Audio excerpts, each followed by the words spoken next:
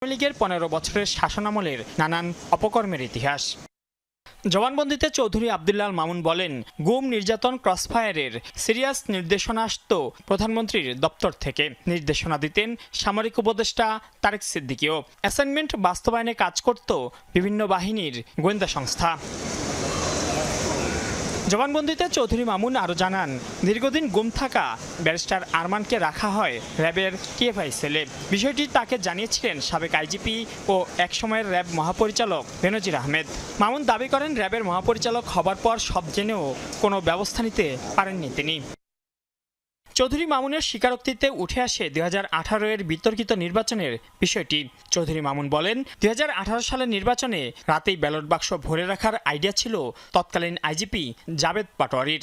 সরকারের পক্ষ থেকে দেয়া হয় মাঠ পর্যায়ে বাস্তবায়নের নির্দেশনা। বাস্তবায়নে ও সহায়তায় যুক্ত করা হয় ডিসি, ইউনো